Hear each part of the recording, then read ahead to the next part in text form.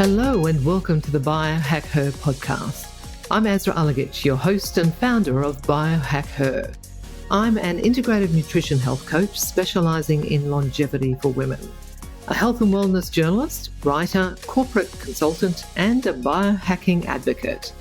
Biohacker is a space where we can explore ways to optimize our health to live well longer, whether it's through improving our nutrition, exercising, cryotherapy, supplementation, technology, and more.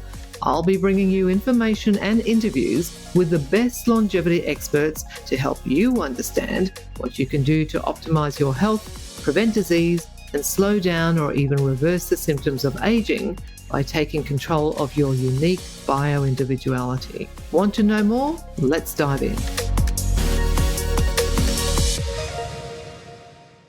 Hey everyone, today I'm in conversation with Dr. Mike Van Thielen to discuss the benefits of molecular hydrogen, stem cell therapy, and biohacking. Dr. Mike has written 8 books, is the founder of the Health Freedom Movement, and is the medical director at HydroHeal, an innovative medical company with the latest molecular hydrogen solutions for cellular optimization and health. He's a sought-after speaker with over 3 decades of involvement with best optimal health practices, anti-aging and regenerative medicine, sports performance, nutrition, supplementation, and biohacking strategies. He was the assistant coach and therapist to the Belgian Olympic swim team for the Olympic Games in Atlanta, and he also has a PhD in holistic nutrition and is a TEDx speaker. Dr. Mike breaks down the benefits of molecular hydrogen as being the best antioxidant that can fight oxidative stress inside the cell to protect our DNA and mitochondria, its anti-inflammatory effects and how it stimulates autophagy, which helps with health and longevity. But he's also a strong advocate of building a strong foundation for your health and walks us through his top, often no-cost, biohacking tips. Let's jump in. Hey, Dr. Mike, welcome to the Biohacker podcast. Thanks for having me, Azra. Great to have you on. Let's get cracking and talking about hydrogen. So it seems to be the new buzzword at the moment. Can you break it down for us? What is molecular hydrogen? Yes, basically it's 2 hydrogen atoms in a covalent bond, but we're not going to jump into chemistry, right? But molecular hydrogen is the smallest molecule and the lightest element in the universe. And it has many, many health benefits. Normally, we produce hydrogen in our body as a result of the fermentation by bacteria of fruits and vegetables, fibers in our stomach. But obviously, as we age, most of us don't eat enough fibers, not enough fruits and vegetables. And as we age, that process is not as efficient either. So we kind of lack hydrogen. If we look at the Krebs cycle, hydrogen transport cycle, hydrogen is everywhere in every chemical reaction. And so it's very important. And right now we have a scientific body of about 2,400 published studies on molecular hydrogen, showing that it has positive effects not only on longevity and our health, but on over 170 diseases, including cancer and neurodegenerative diseases. The other thing I would say is unique and gives a lot of people hope again is the fact that it's 100% safe. You can apply it in your own home. You don't need any medical supervision. And you can't go any wrong. There's no potential dangers or side effects. So, it's one of those quote unquote new biohacks that it's very safe and can help many people on many different levels. Yeah. In terms of those research papers and studies that you cited, are those human clinical trials as well? Because we know that in the biohacking field, there's been a lot of studies Yeah, done on various things on mice. Doesn't correct. necessarily always translate to humans. So, what in terms of No, the we human have clinical both. We trials? have both. Yeah, we have both animal studies and human trials and human studies, which obviously is great, as you just mentioned. And again, there's lots of trials going on a daily basis and studies coming out because they see the potential of this harmless, medical gas is what it really is. And so, yes, there are many human trials also. So break it down for us in terms of the benefits of health, specifically what you mentioned chronic diseases and so on. Can you break it down in a little bit more detail, Yes, please? I think the best way to understand it is talk a little bit on what it does on a physiological, biological level, and then it easily can be translated into all those diseases because it sounds like too good, right? Oh, it works on all these 170 diseases. Well, Yeah. it's because it does something on a cellular level, and that's why it has a positive effect on whatever it is that we do, right, or that we have, or that we're battling. So, number one, I would say it is a selective antioxidant, and what does that mean? We have, especially during COVID, everybody heard about antioxidants, and we have to take vitamin C and vitamin D and zinc and selenium, and we heard about glutathione, and that's all good. But these antioxidants, they are larger than hydrogen, and they are charged. And because they have a charge, they cannot cross the cell membrane and they cannot enter the cell. Hydrogen is so small and it is not charged that it easily can cross the cell membrane and enter the cell, therefore protecting our DNA, our mitochondria, our RNA, our proteins inside the cell, etc. So the first thing to understand is that's the only antioxidant that can fight oxidative stress inside the cell and protect our cells. Number two, I think it also helps the other antioxidants that operate outside of the cell, like the vitamin C's of this world, because we have something in our cell that's called the battery of our cell. It's NADPH. NADPH is the battery of our cells. It's you could think of it as an electron reservoir.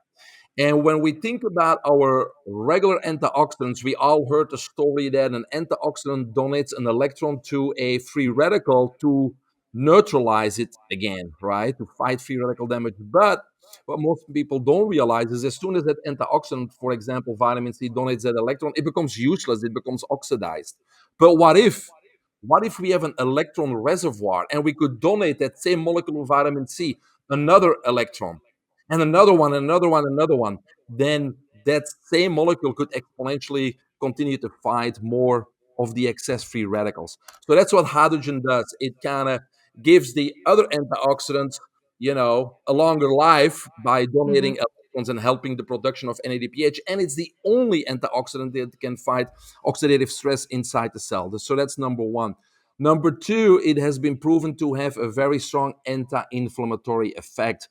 We all know, and even conventional medicine now agrees, that 90% of all diseases are directly related to systemic inflammation, right? And so hydrogen has a very positive effect on that because it increases the NRF2 pathway. It increases TNF, tumor necrosing factor, which is another cytokine. We all heard about cytokines and interleukins, and they're all basically molecules that cause inflammation, and molecular hydrogen reduces all of those. So that's why it has a strong anti-inflammatory effect. So when we talk about any inflammatory disease like rheumatoid arthritis, autoimmune diseases, chronic pain, it has a pretty immediate effect also. And then I guess third, it also has been shown in those studies to be anti-apoptosis. So that's the cell death, right? The programmed cell death. And it also stimulates autophagy, which is cleaning up the useless cells in our body, which helps with health and longevity. So I think those are the top four things that it does on a biological, physiological level, on a cellular level. It sounds like it's kind of like the miracle, drug almost when you describe it in that way. And you said that it's sort of the prime antioxidant. In terms of it, how it differs to other antioxidants, because there are so many others out Mhm. there rather. How specifically does it differ? Well, yeah, because it can enter the cell and the others can't, right? So it has that effect on the cellular level. For example, let's talk about cancer, right? What is cancer? Cancer basically is a mutation of the nuclear DNA and the mitochondrial DNA, and that causes the cancer. Right now, what causes that mutation? Well, it's the free radicals inside the cell, the hydroxyl free radicals. And so hydrogen can get in the cell and neutralize those free radicals. Other antioxidants cannot enter the cell. And by neutralizing the hydroxyl free radicals, we prevent mutation of the DNA, and therefore we suppress tumors and we suppress cancer. So that's pretty powerful. And it's only because it can enter the cell, Mm. right? Same with neurodegenerative disease. When we talk about dementia, Alzheimer, Parkinson's, MS, traumatic brain injury, stroke, ADHD, memory loss, all those types of things. Hydrogen can easily cross the blood-brain barrier. We know many nutrients cannot, right? And then once it crosses the blood-brain barrier, that's a mouthful, it can easily enter those brain cells again. Do what? Protecting the RNA, the DNA, the mitochondria, etc. So that's how it has an effect on anything that has to do with neurodegeneration in our brain. How is it administered? Because I know that there are hydrogen tablets out there, as an example, supplements and so on. What is the best way to administer it? Yeah, it's a great question because obviously now you can buy cheap stuff on Amazon. You can buy units on Alibaba, and again, I gotta warn people, it's still a medical gas, so you gotta make sure you get a high quality product and you're actually inhaling molecular hydrogen and not anything else. So you make a good point, but the two methods of application are hydrogen water, which all the studies have been done with hydrogen water because inhalation is pretty new. But the hydrogen inhalation is more effective in a way that you can get a lot more concentration, a lot more molecular hydrogen in your body in a much shorter time. Based on the unit and based on how much it produces, of course. So it's much more effective and you can get saturation of your body much faster. Now, the unit that I have, I'm looking at it because I use it an hour a day. It does both. I can inhale the molecular hydrogen and I can also make hydrogen water with it. Why do I still make the hydrogen water? Well, because I'm going to drink water anyways. So I may as well make it hydrogen water, right? But I would, there's a few things that we got to look at when we look at those bottles that everybody's promoting on social media. Yes, they are Right. producing molecular. There you go. They are producing molecular hydrogen, but many times they tell you to drink it immediately, and there's a reason for that because it's unstable. Because the molecular hydrogen is produced as a byproduct of changing the pH of the water. So these bottles, what's happening is you're simply changing the pH, and molecular hydrogen is a byproduct, and therefore you got to drink it immediately. So we really don't know how much we get, what the purity is, and those types of things, right? I mean, still better than regular water, right? And easy when you go travel for sure. But when you have a good unit, I mean, there's several good units on the market, but it produces stabilized hydrogen because it's a form of electrolysis. And what it does is the only consumable you have is distilled water, right? So we have an H2O molecule, and we all know when we go underwater, we can't breathe, we can't extract that oxygen, unlike fish, from that H2O molecule. But what the electrolysis does, it separates the H2O and makes two gases, oxygen and hydrogen gas, right? And then the hydrogen gas we can directly inhale or we can infuse our water with it and create a suspension of hydrogen H2 in H2O, right? It doesn't mix, it doesn't make new water. It's just a suspension of molecular hydrogen in the water. And that's basically how it works. So when I make hydrogen water, it's stable. I can put it in the refrigerator for a whole week and I still have all my molecular hydrogen. But again, I think the key is that inhalation here, is much more effective and much faster. If I go, my unit, for example, produces it's a flow rate of 600 cc's per minute. Flow rate is much how much I actually inhale, but only 4.3% is pure molecular hydrogen, right? So I'm actually inhaling about 25 cc's or 25 milligrams per minute in 1 minute.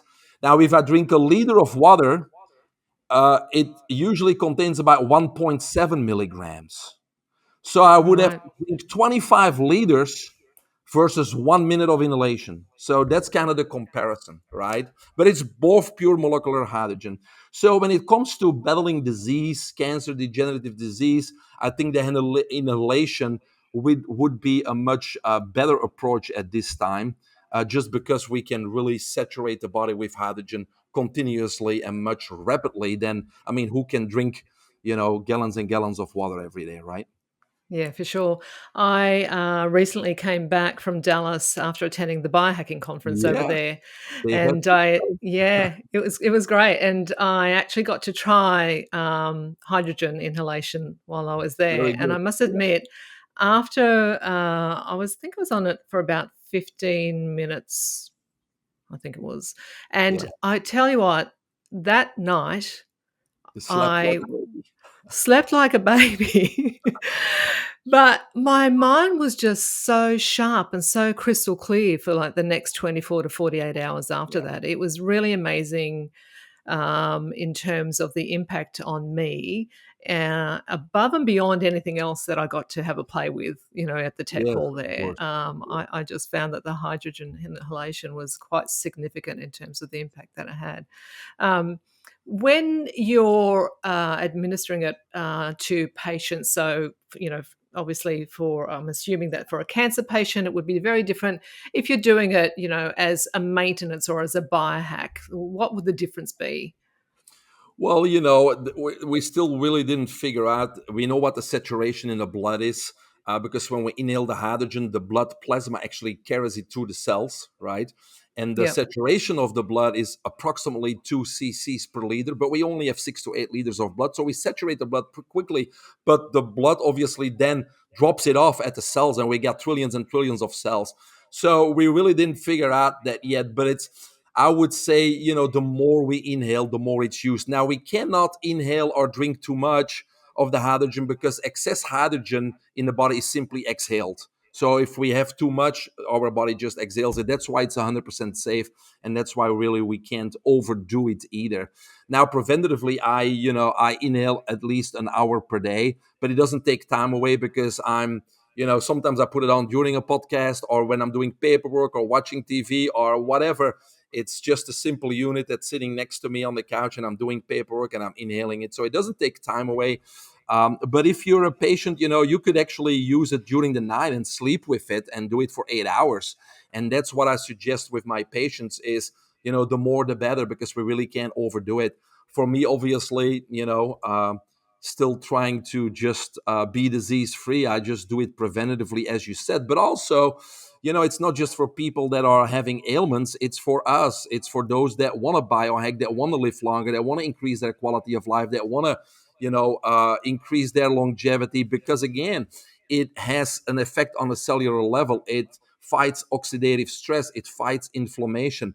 It also helps with the repair system, the DNA repair system, indirectly at least, because we all have an innate DNA repair system called the ARTD1 repair system, which is a system of 17 enzymes that basically locate the damage done to DNA and then starts repairing it. But the reason why it doesn't work in most of us as humans is because that DNA repair system requires fuel. And I'm sure you know about NAD+. NAD+ is the fuel for our DNA repair system. yeah. So we need to make sure there's an ample amount of NAD+ in our body. And again, hydrogen has a role in the amount of NAD plus that's in our body. So it also has an indirect effect on our repair DNA system. So even if you're an athlete or performer, an executive that wants to, you mentioned your mind was clear, right? That wants to Mm, perform at a higher level. It helps the mitochondria. It gives us clean energy. It cleans up lactic acid from, if you're an athlete, from our blood and our muscles much faster. It delays fatigue. It recovers faster. This is all from those studies that I mentioned. We can find all those studies on how it has effect on performance and also how it has effect on our longevity. an indication of cost for a unit if somebody was wanting to purchase one, to do biohacking on a regular basis Yeah. proactive maintenance approach. How much Yeah. would somebody be looking at Yeah, forking out well, for one of these? I found the best ones, an HH300, and we can leave the link there. Hydroheal.com is the company where I speak for because I have their units and I love them. Hydroheal, the HH300, which is unit that puts out a flow rate of 300 cc's per minute. It's approximately 3-4 thousand US dollars. The Mhm. HH600, the one that I have, produces 600 cc's per minute. That's approximately 5,900. However, the company has payment plans and also has subscriptions. So you could get these as low as $149 per month. Yeah, right. That's quite reasonable, isn't it? All right, let's talk stem cells.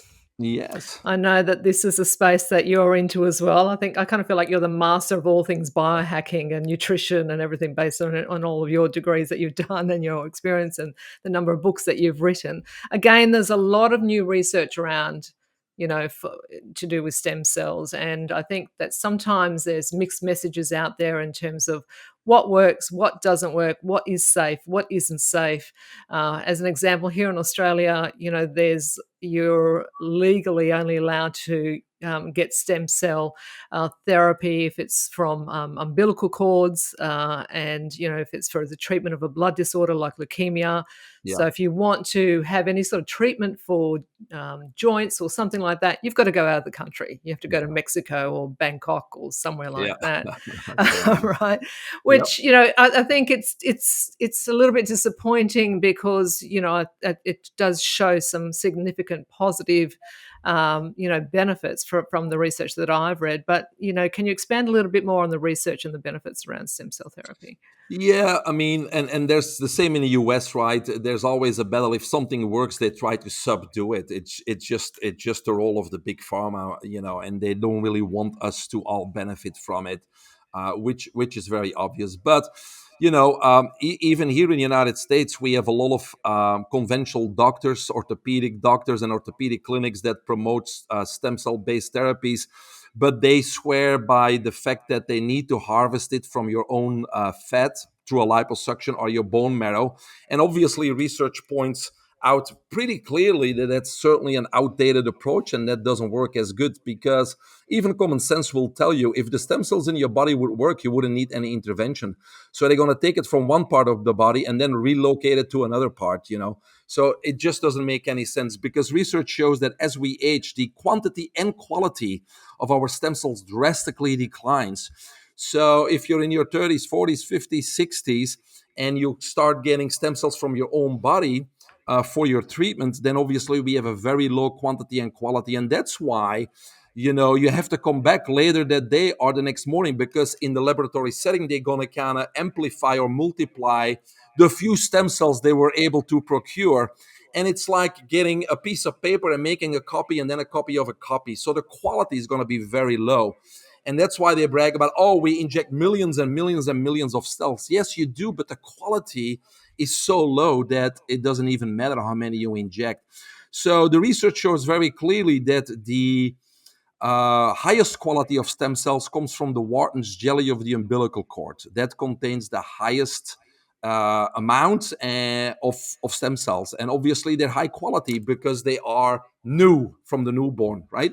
Um, but I think that when we talk about stem cells, we got to kind of step a little bit back and look at what we want to achieve. When we talk about stem cells, we want to achieve something that's we called tissue engineering. We want to repair and we want to re-engineer damaged tissue, right? Whether it's like you said, your joints that have arthritis, or whether it's a lung disease or COPD, or whether it's your pancreas because you're diabetic, whatever it is, we want to repair and renew and re-engineer.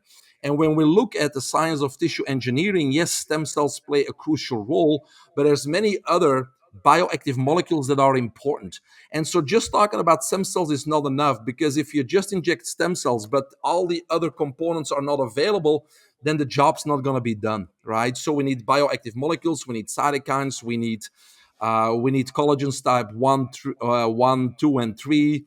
We need exosomes, which are the tools that the stem cells need to get the repair job done, and so on.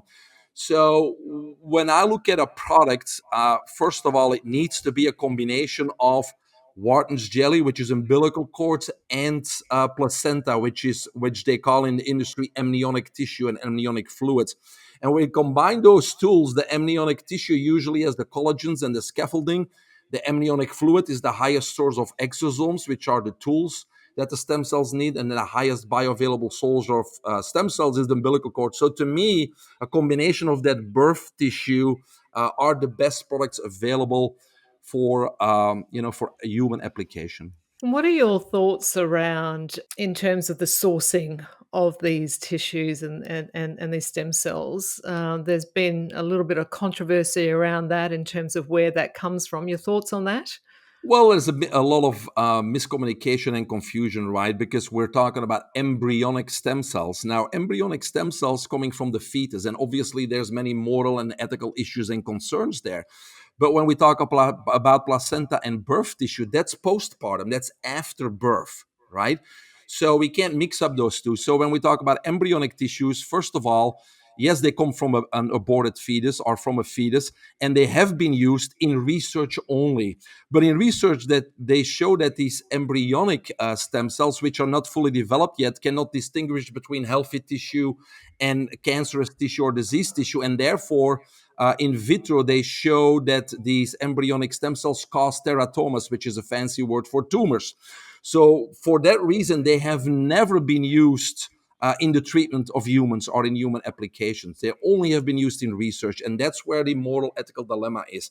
However, when we talk about the application of stem cells for the treatment of us, we're talking about placenta and umbilical cord, and that's after birth. Normally, when a mother gives birth, those birth tissues are what?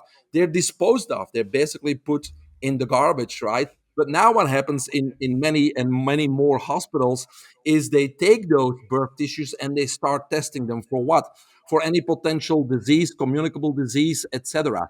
And so the majority still is discarded, but the ones that are 100% clean are now donated to the tissue banks. The tissue banks then prepare those so manufacturers can buy the tissue, and the manufacturers then can buy their product. They sell their product to the doctors, and the doctors can inject or treat their patients. But the whole process from A to Z, from the procurement in the hospital all the way to the end user, the patient, in the United States at least, is overseen by the FDA and the American Tissue Bank Association. So these products are 100% safe. You had a stem cell clinic as well in which you treated elite athletes. How Mhm. does it benefit athletes in terms of Well, their of course, these performance? yes, in many ways, of course, they get injuries, right? And what we want to do is obviously repair and regenerate. I mean, even myself in 2017, I was at the national championships swimming in Minneapolis, and after my fourth event, the butterfly, I won all four so far. I pushed myself out of the water because I was too lazy, I guess, after the meet to swim to the side of the pool, and I felt something off in my shoulders, but I didn't think anything of it. So the next morning I got up, I couldn't lift my arms above 90 degrees, and I couldn't compete that last day of competition. So I came home and I was diagnosed with two full thickness rotator cuff tears on the left and the right. Normally that requires surgery, but I was the CEO of a stem cell company, so I was not going to do surgery. I was going to get stem cells, right? So Yeah. 3 months later, and we had before and after imaging with most of our patients, we see that stem cells not only repair, but they re-engineer and renew. So my tissues and my rotator cuff tendons were not only fixed, but they were much stronger and much more resilient than they were before I injured them. So Is it's that a way right? of renewing and anti-aging and making things stronger, right? And so that's what we can do for athletes. It's not just repairing, but making it stronger than it ever was before, right? And then I think there's also a preventative component because we know athletes, there's micro trauma upon micro trauma. And at a certain age, they got to stop play professional sports, but we can prolong their career if on the off season we preventatively inject their major joints and do IV therapies with these stem cells to repair and regenerate the micro trauma that didn't translate into an injury yet. And how long does it take before you see the benefits of that treatment? For example, you just talked about your shoulders. How long did it take for Yeah. you to recover and to regenerate? The pain and inflammation usually goes significantly down pretty quickly in a few days to 1 to 2 weeks. So you feel that difference pretty quickly if there's pain and inflammation involved, if it's something acute. But to get a complete repair of soft tissue, meaning muscles, tendons, those types of things, up to 3 months for a complete repair. When it's something more a cartilage, like an arthritic knee in a 70-year-old, that can take up to 6 months. And when it comes to neurological things like neuropathy, because we have a high success rate in neuropathy patients, we're talking about up to 9 months and a year for the maximum benefits. They will see results sooner, but the maximum benefits could take up to a year from a one single treatment. Amazing. Yeah. Now, I know that you're a keen biohacker, and when I was at that conference in Dallas, Dave Asprey was saying that the biohacking industry is now a $63 billion industry since 10 years ago when he first started the biohacking conference. Yeah. Um, it's here in Australia, it's still relatively new concept, and people coming into biohacking are uncertain about where to start. What would your recommendation be in terms of your top 6 or so, biohacks that you think people could kick off with if they were coming into biohacking? Well, I treat a lot of people with ailments, and so I think we all need to make sure we have the foundations in place. And yes, there's great equipment. You saw it in Dallas, right? We got hyperbaric chambers, we got whole body photobiomodulation devices, and they can become expensive. And we got all kinds of gadgets and tools, and it's all cool. And we got hydrogen machines, which is a few $1,000s also.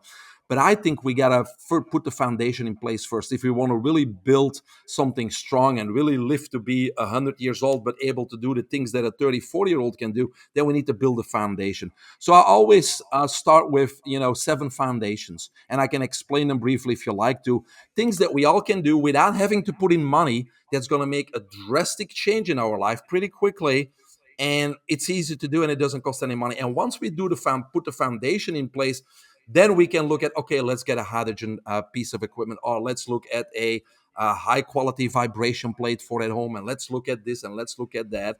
But I think sometimes we look at biohacking, oh, let's take a shortcut. But again, in health and life there are no shortcuts. We gotta set that foundation first.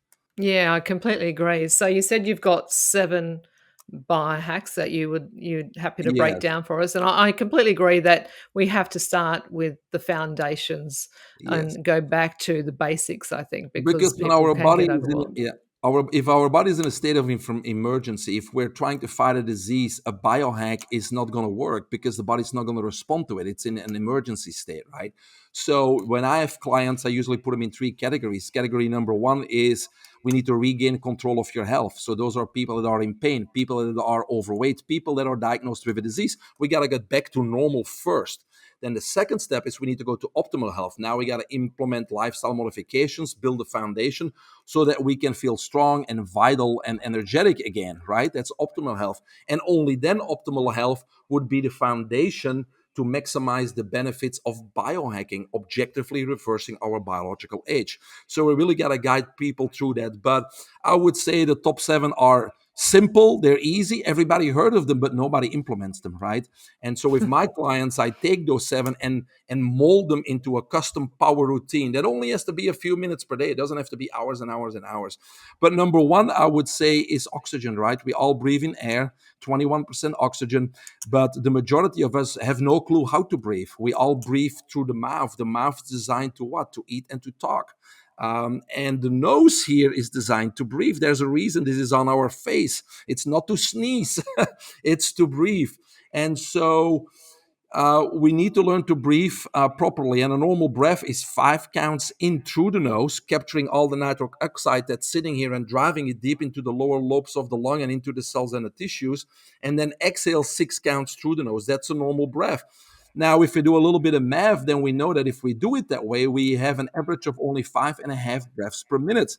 So that would increase our efficiency of breathing by 300%. Why is that important? Of course, we need oxygen to live, but at the same time, oxygen equals oxidative stress. Oxidative stress.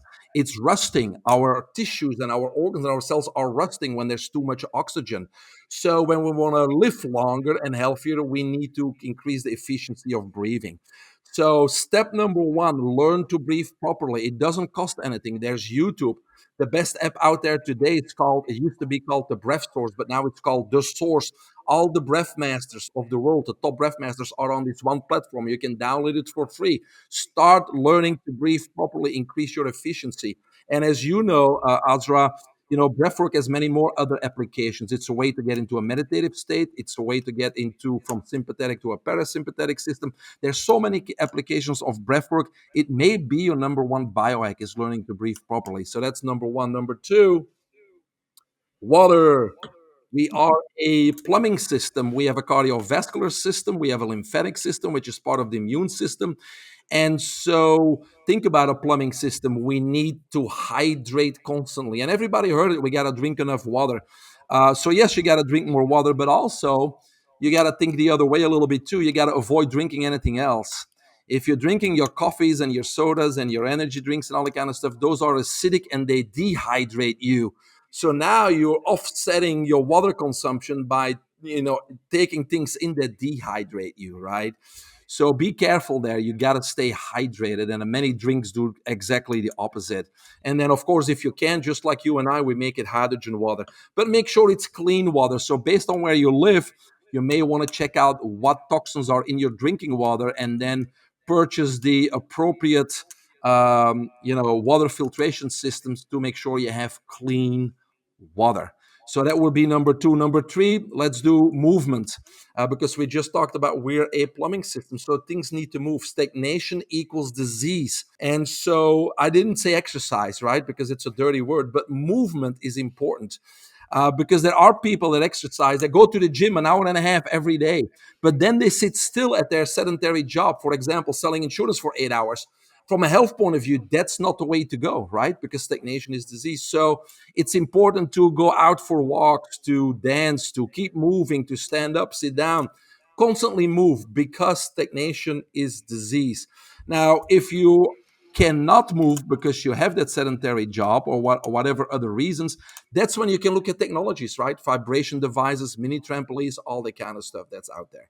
So number three, movement. Number four, the opposite of movement, rest. And you mentioned it. You slept like a baby in Dallas. We need to find ways to get into a deep delta sleep, because that's where we repair. That's where we regenerate. That's when we renew, right? It's like I always give the example of a supermarket. If the people that restock the shelves during the night go on strike 1 or 2 days, there's no supermarket. It's the same with our body. That's when our body gets back to normal. That's when it restocks, repairs, renews. And most of us don't sleep well. We wake up tired. And that means we get to in a vicious cycle of poor and worse performance. So we need to find a way. And just to give you two examples, I just work with my clients and find an evening power routine that works for them, so they get into a deep delta sleep. But just to give two tips on this one: number one, don't snack or eat foods 3, 4, even 5 hours before you go to bed, because if your digestive system's working, how can you get into a restful sleep, right? And then the other thing is, just like everybody else, my mind used to go crazy when I go to bed. Oh, I gotta this tomorrow. I gotta go there. What am I gonna say during this meeting? And your mind's going, going, going. So many Yeah. people can't fall asleep because they're worried, they're thinking, their mind's in overdrive. So what I do as part of my evening routine is I do 1 minute of visualization, where I walk myself through the next 24 hours and make the right decision at each point of contact.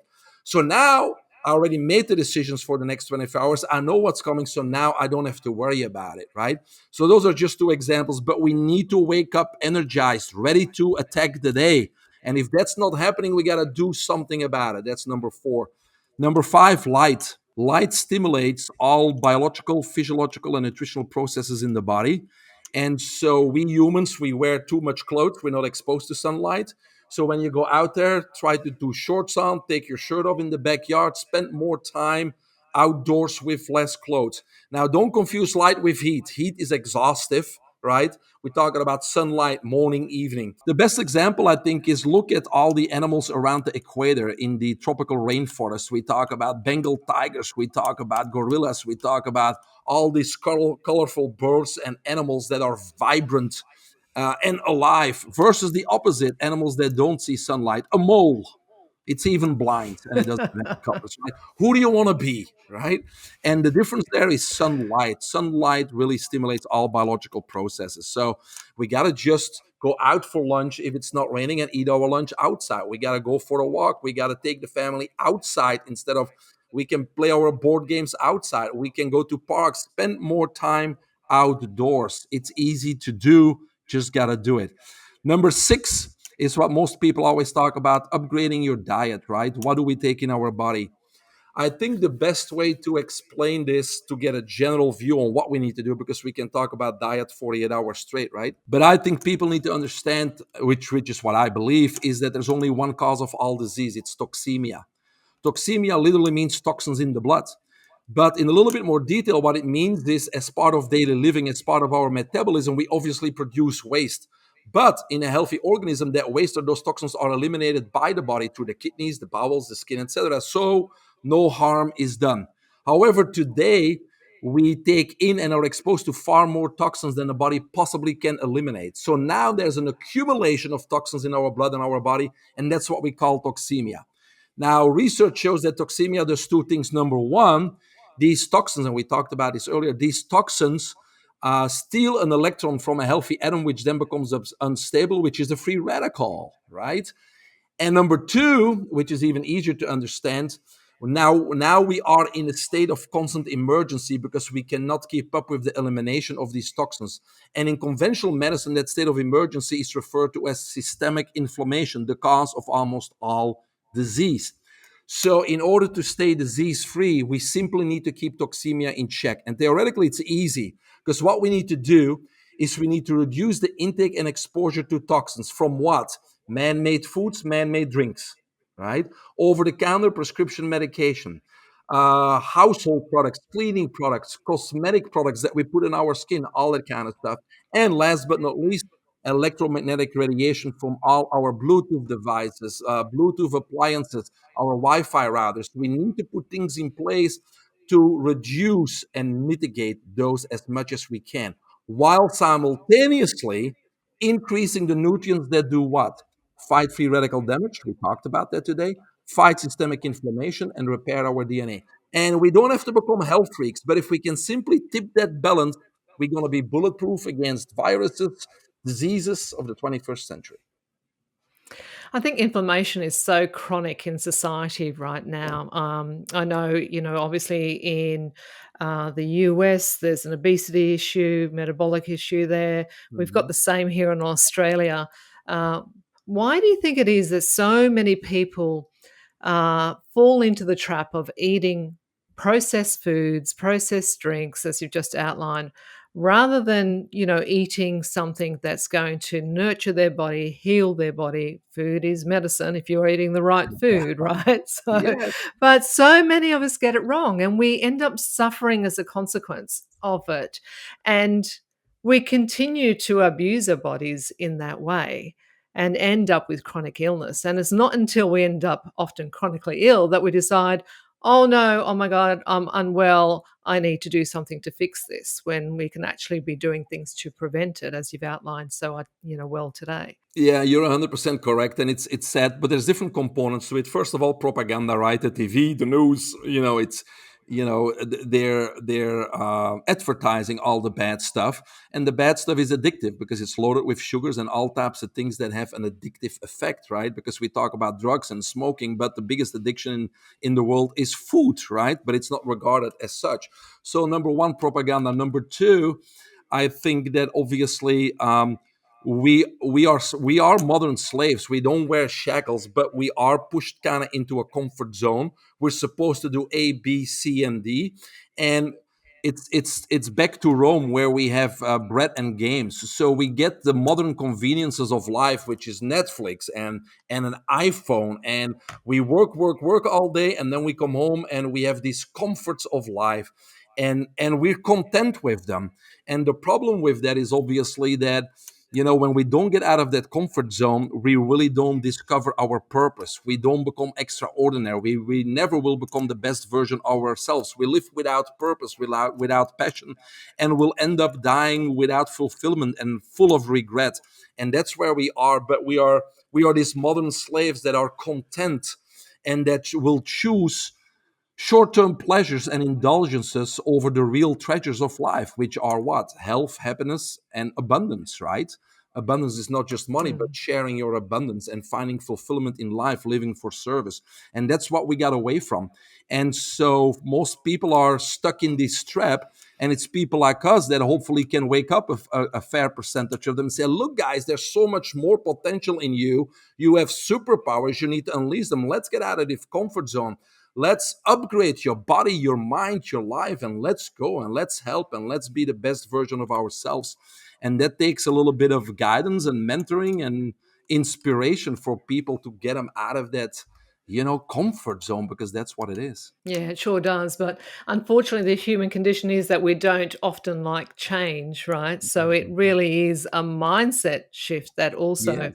has to occur. Which, How do you work with your clients in terms of trying to get them to have that mindset shift? well, that's we had number diet was number six, so seven is what you just revealed it. It's mindset. Upgrading the mind is foundation number seven.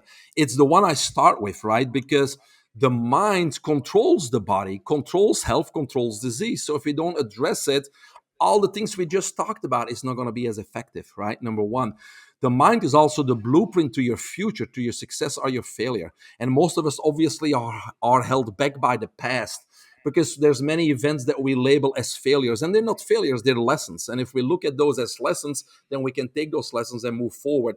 So with many of my clients, whether they're top athletes or top executives, or whether they're battling cancer or neurodegenerative disease, it's the same. It's a mindset. And so I believe that we're all spirits, and our spirit choose our body for a very specific purpose and reason. And then there's our mind, and our mind's there to try to make sense of it and allow us to live our purpose. So why is that not happening? Well, the answer is ego, right? Our ego operates in our conscious mind, and our ego tries to protect us from distress, but it only can do that based on the information in the conscious mind, which is very limited because most of our information is stored in the unconscious mind. The conscious mind only processes and stores information which we pay attention to. If you're listening to this podcast, if you're reading a book, watching TV, that's the information that will be stored in the conscious mind. All the other 14,000 messages that we are bombarded with on a daily basis are stored in the unconscious mind. So we need to realize that the unconscious mind is where our potential lies. That's where we can connect with the universe and its resources. So when I talk about upgrading the mind or the mindset, what I mean is we need to learn to put our ego aside and tap into the unconscious mind, because that's where your full potential lies. And so we need to work on belief systems, right? So, for example, I got two cancer patients right now. The first thing I do is really work on belief system because they've been labeled with something. You have this type of cancer.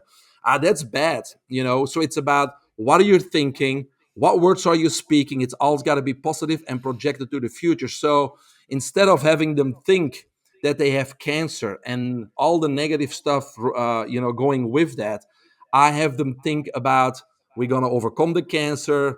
We're gonna see your grandkids grow up, and you're gonna still play 18 holes of golf, right? And we're gonna use tools such as visualization, meditation, manifestation, gratitude journaling, breath work to put that picture forward and be pulled forward by the future.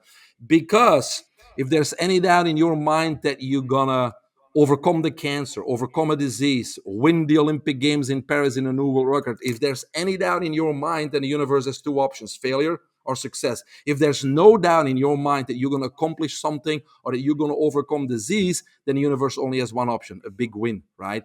And so you're 100% right that mindset is the number one. And it's something that today we have many tools where we can help yourself or help our clients with to actually, you know, be pulled forward by the future instead of held back by the past. It's such an important hack, I think, because Mhm.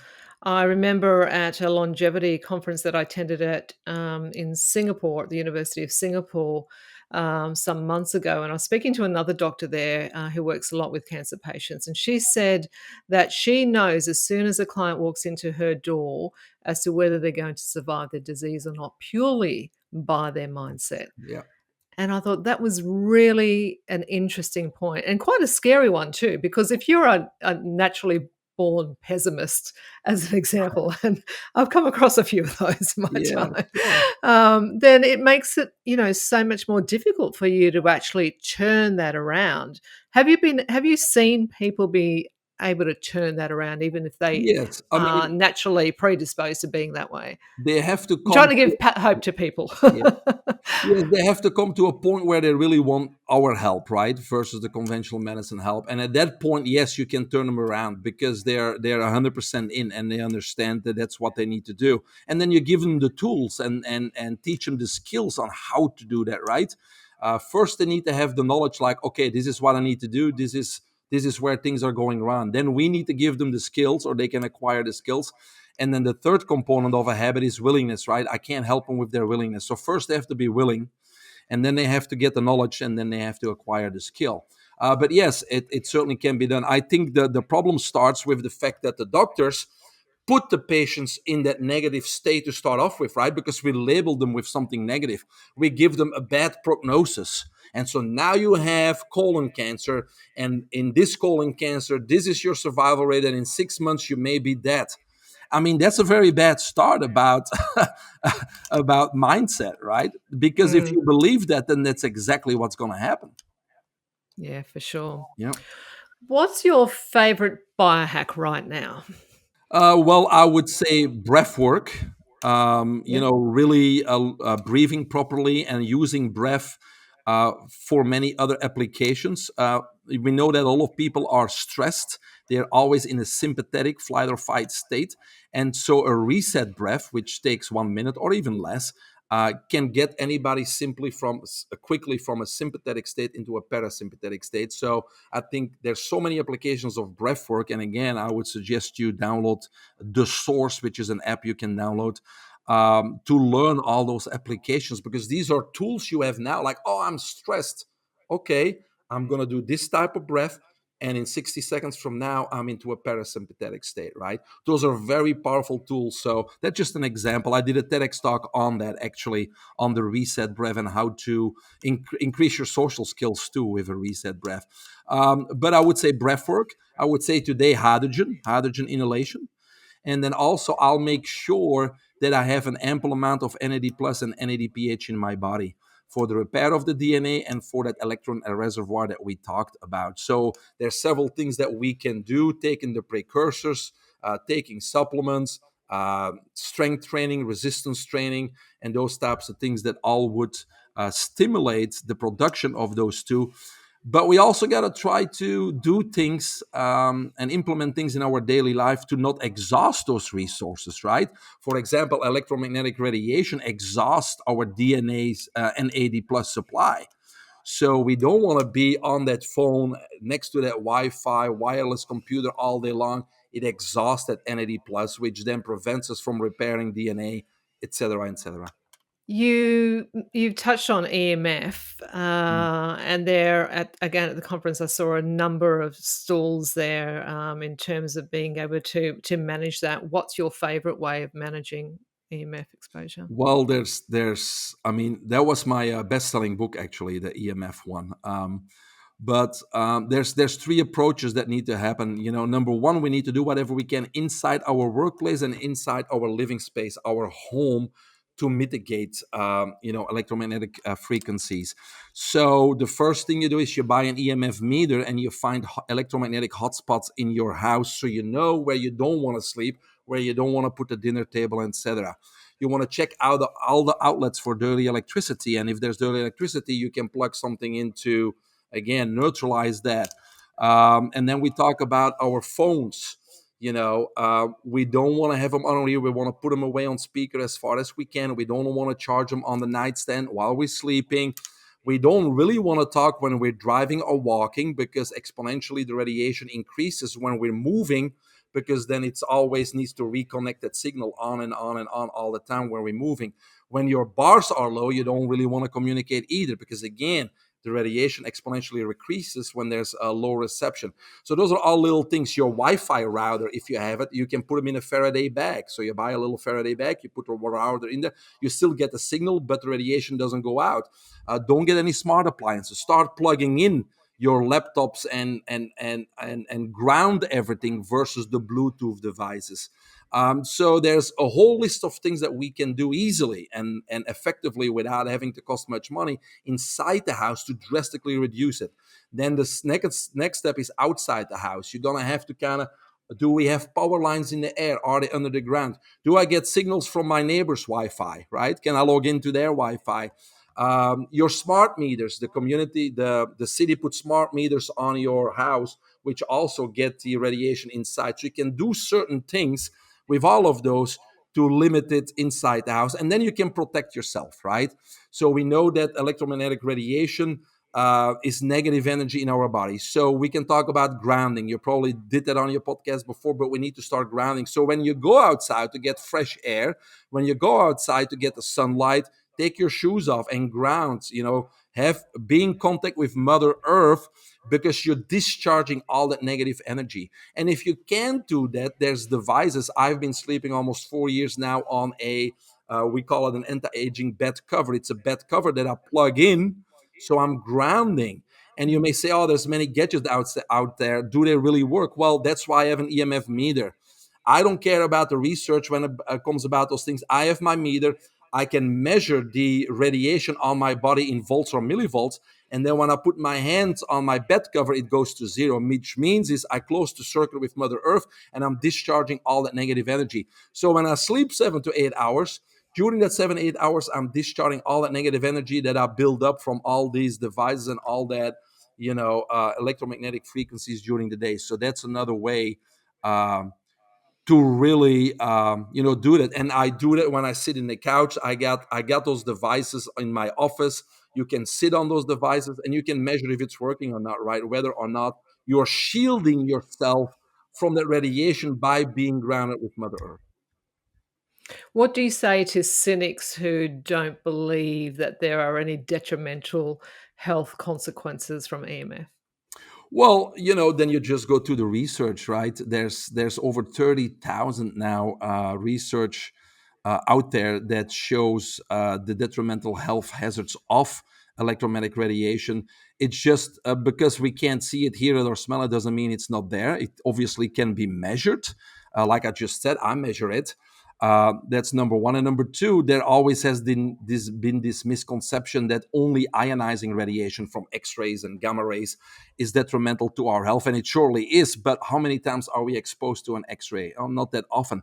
But now all this research shows that the non-ionizing radiation, which is from our Wi-Fi devices, our microwave, our radio, all those types of things, they were falsely considered not harmful because they don't directly affect our cellular health and our DNA, but they do indirectly, and that's been proven over and over again now.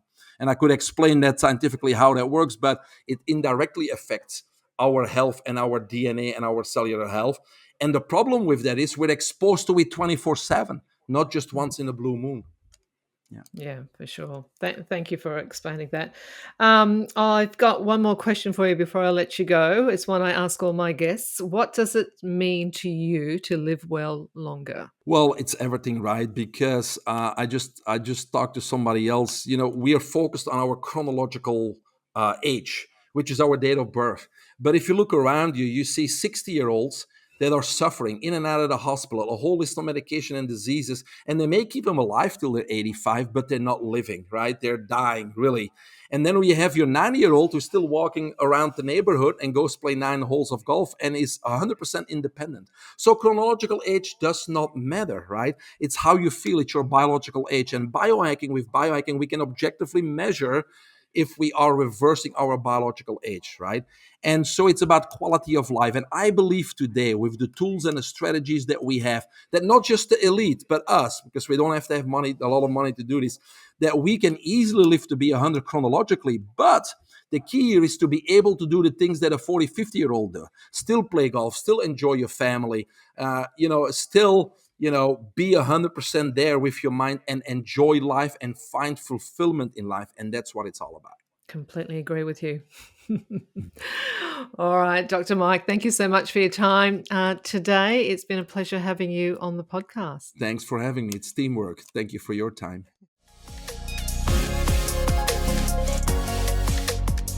Well, that's a wrap for today's podcast. Thank you for tuning in. And if you'd like to learn more about biohacking, go ahead and sign up on my website at www.biohack-her.com to get a free copy of my 5 top biohacks to get you kick-started. While you're there, you can also check out my blog page for more tips on biohacking. If you'd like to subscribe to this podcast, you can do so on Apple, Spotify, and Google Play. Let us know if there's anyone you'd like us to talk to in particular, and we'll endeavour to get them on the podcast. Until next time, remember to live well longer.